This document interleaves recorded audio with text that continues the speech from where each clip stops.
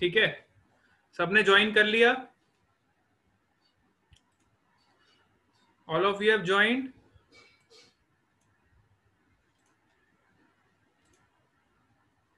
Yes, very good. तो suppose करो आपके पास दो मासेस है, एक 10 केजी का मास है और एक 15 केजी का मास। ठीक है, one mass is of 10 KG and another mass is of 15 KG. और इस इंस्टेंट पे, at this instant, it is given that acceleration of 15 kg mass is 2 meter per second square. Then what is the acceleration of 10 kg mass at the same instant? ठीक है, तो same instant पे हमें 10 kg मास का acceleration निकालना है।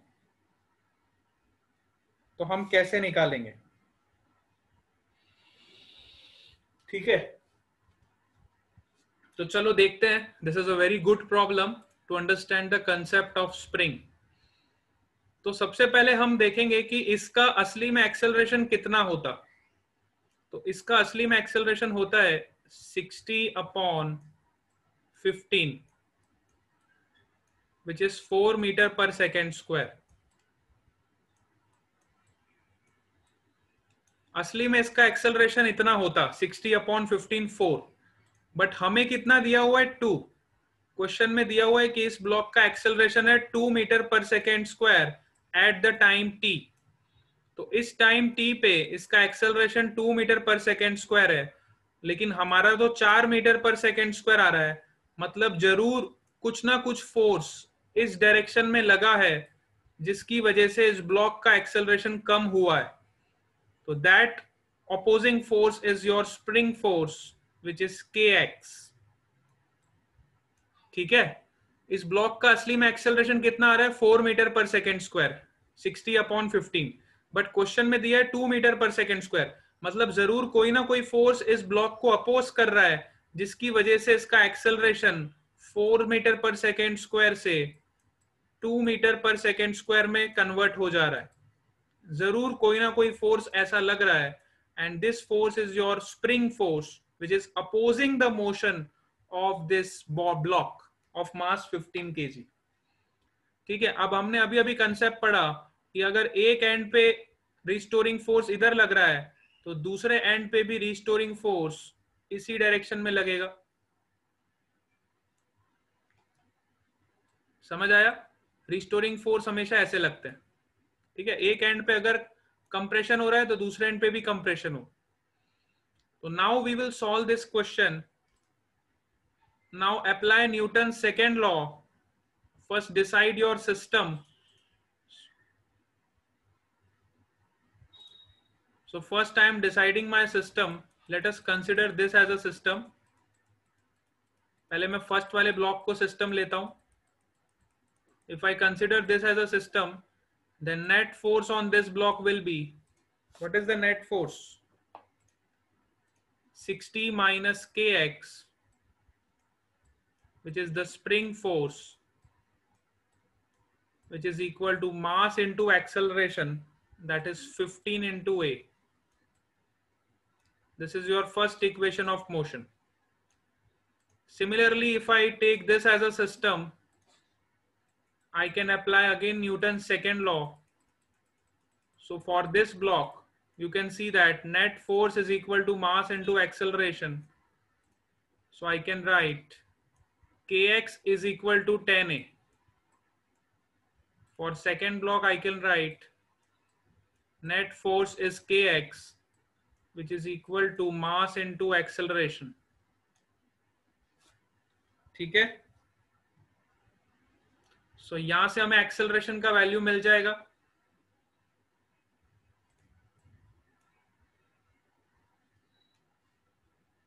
समझ आया आपको?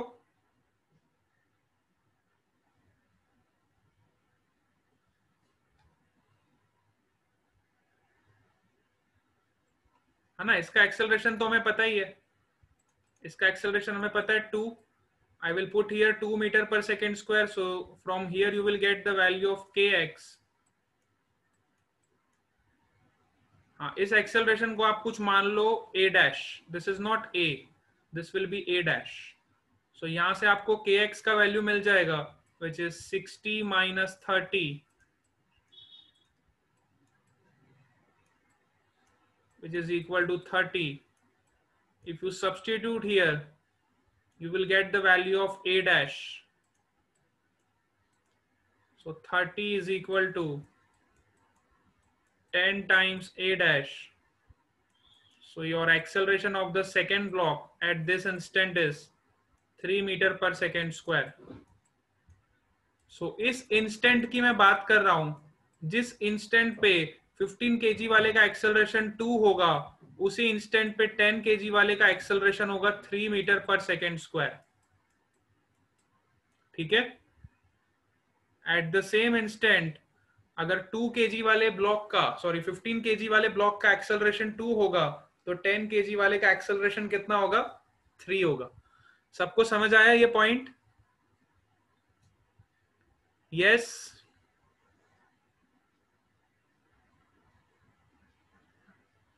All of you are getting this point?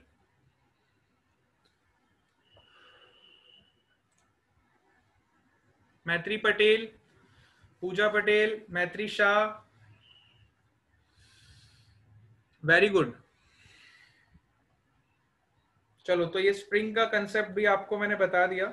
Spring का कंसेप्ट जनरली कहाँ यूज होता है? स्प्रिंग बैलेंस में यूज होता है ना. स्प्रिंग बैलेंस में स्प्रिंग का कंसेप्ट यूज करते हैं. और इसके अलावा आपका स्प्रिंग का डे टू डे लाइफ में भी यूज होता है. बड़े बड़े ट्रक्स में आपने देखा होगा, ट्रक्स में भी स्प्रिंग लगे होते हैं. बड़ी बड़ी कार्स में जो जंपर्स बने होते हैं, जंपर्स में भी स्प्रिंग लगी होती है. तो स्प्रिंग के बहुत वाइड एप्लीकेशंस है ना. अभी तो हम स्प्रिंग को छोटे छोटे ब्लॉक्स पे स्टडी कर रहे हैं. जब आप बड़े हो जाओगे तो आप बड़े बड़े व्हीकल्स पे भी स्प्रिंग के एनालिसिस करोगे. ठीक है. सो स्प्रिंग के जो बेसिक कंसेप्ट्स है वो यहीं से स्टार्ट हो जाते हैं. So you must know this point. चलो आगे चलते हैं. एक और क्वेश्चन कर लेंगे इस पे. Yes, let us try to do one more problem. Maitri Patel, आप झूला झूल रहे हो क्या? हाँ, मुझे ऐसा लग रहा है आप झूला झूल रहे हो. सच में झूल रही हूँ. क्यों? आपकी कॉपी और पेन कहाँ पे है? अंदर नेटवर्क नहीं आ रहा था तो बाहर आके बैठी हूँ झूले. अच्छा अच्छा, नेटवर्क का ज्यादा इशू है क्या अभी? हाँ सर, बहुत है. ओके. सो पूरे व्यारा में ये इशू आ रहा है या फिर तुम्हारे आपके सोसाइटी में है?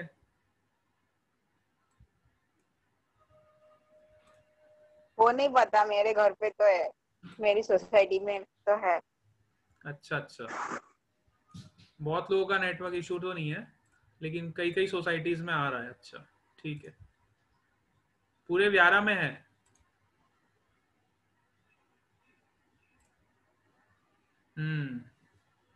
विश्वा तो बोल रही पूरे व्यारा में है.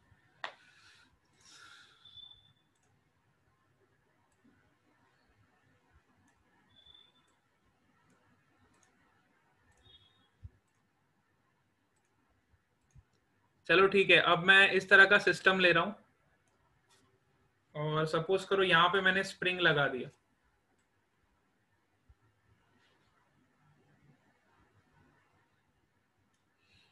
ठीक है. स्प्रिंग वाले क्वेश्चंस को सॉल्व करते वक्त थोड़ा ध्यान आपको रखना पड़ेगा.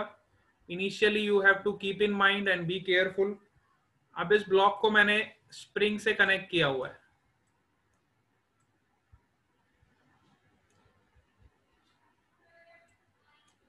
इस तरह का आपका सिस्टम है. सपोज करो ये मास 40 kg का है और ये वाला मास आपका 30 kg का है. ये सरफेस सारे स्मूथ है. There is no friction on this surface. All these surface are smooth. ठीक है. तो फाइंड करना है, find the extension in the spring under the state of uniform acceleration of the block. तो आपको स्प्रिंग में कितना एक्सटेंशन होगा वो निकालना है. आपको स्प्रिंग का कांस्टेंट भी दिया हुआ है, k is equal to 2400 newton per metre. ठीक है, let's say spring constant k is also given, so you have to find the extension in the spring. मतलब आपको x का वैल्यू निकालना है कि स्प्रिंग का कितना एक्सटेंशन होगा under the uniform acceleration. Acceleration का डायरेक्शन भी आपको चलो दे दिया है, ठीक है। So this question is given, now what will you do?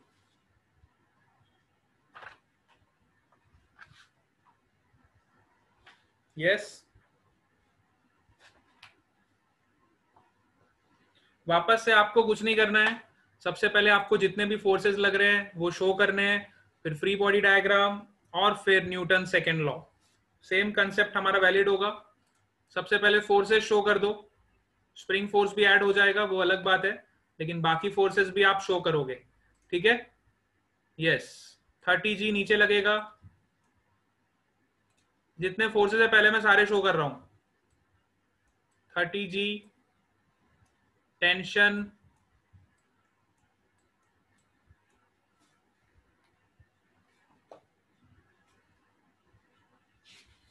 ठीक है, और उस पर टेंशन कहां लगेगी?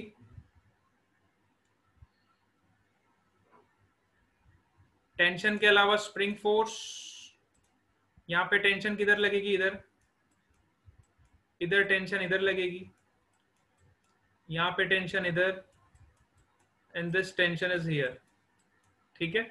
सारे फोर्सेस आप शो कर दोगे। फोर्सेस शो करने के बाद आप सिंपली डायग्राम से देख सकते हो कि यहाँ पे जो टेंशन वाला फोर्स है वही हमारी स्प्रिंग को इलोंगेट करेगा, ठीक है। टेंशन वाला जो फोर्स है वही हमारे स्प्रिंग फोर्स के बराबर होगा, which is kx। Tension will be equal to your spring force here, ठीक है। क्योंकि टेंशन की वजह से ही देखो स्प्रिंग में जो भी स्प्रिंग फोर्स लग रहा है वो टेंशन की वजह से ही लग रहा है। यहाँ पे टेंशन ऊपर की तरफ है इस पॉइंट पे अगर मैं बात करूं, और ये वाले पॉइंट पे टेंशन नीचे की तरफ है, ठीक है। तो अगर ये स्प्रिंग की खाली मैं बात करूं तो इस स्प्रिंग पे टेंशन की वजह से जो फोर्स लगेगा वही स्प्रिंग फोर्स के बराबर होगा, ठीक है। Now you can simply apply Newton second law on the first system. So ये हो जाएगा 30G minus T which is equal to 30A, and also you can apply the Newton's second law on this system. If you apply Newton's second law on this system you will get T is equal to 40A, ठीक है। तो आपके पास तीन equations हो गई, देखो T equal to 40A, T is equal to kx, and third equation is your 30G minus T equal to 30A. By solving this equation you can easily find the value of x. चलो x की value निकालते हैं। कैसे निकालोगे? t की value आपको पता है, तो सबसे पहले t की वैल्यू इसमें पुट कर दो। तो यहां से आपको kx का वैल्यू पता चल जाएगा। kx का वैल्यू हो गया 40A। तो अब kx की जगह पे मैं 40A रख सकता हूं, t की जगह पे मैं 40A रख सकता हूं, है ना। t का वैल्यू kx के बराबर है और kx का वैल्यू 40A। तो 30G is equal to 40 plus 30 will be 70A। तो A का वैल्यू आपको मिल जाएगा 3/7G। A का वैल्यू जैसे ही आपको मिल गया तो आप A का वैल्यू यहाँ पे पुट करोगे, kx is equal to 40 into 3/7G। अब तो कैलकुलेशन ही है खाली। k का वैल्यू आपको कितना गिवन है? 2400। So will put here. तो x का वैल्यू आपको कितना मिलेगा? निकाल के बताओ मेरे को। k का वैल्यू यहाँ पे 2400 पुट कर दो, 2400। सो यहां से आपको x का वैल्यू मिल जाएगा। निकाल के बताओ कितना इलोंगेशन आ रहा है स्प्रिंग का। What is the elongation of the spring? Determine the elongation of the spring.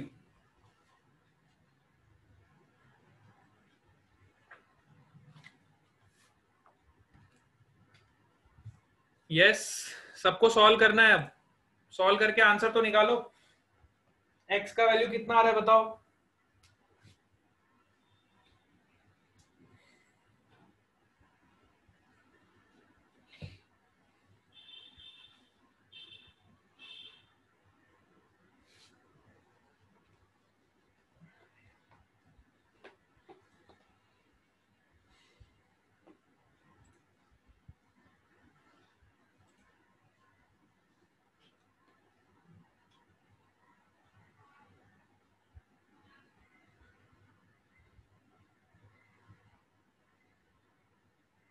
Yes, find out किया आपने।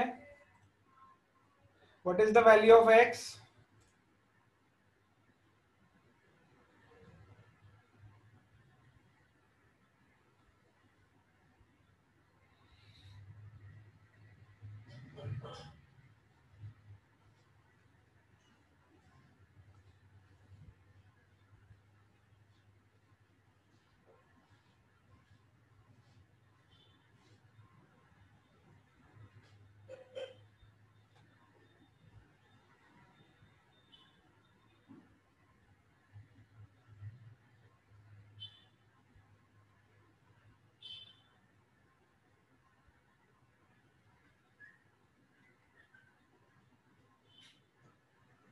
देखते किसने आंसर निकाला।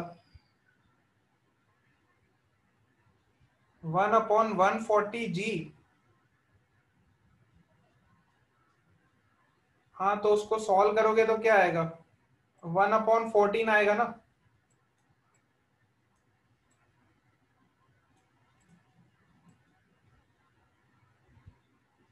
One upon 14 metres.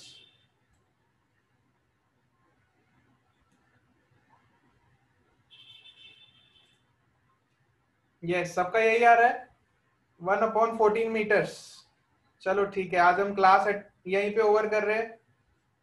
Bye bye to all of you.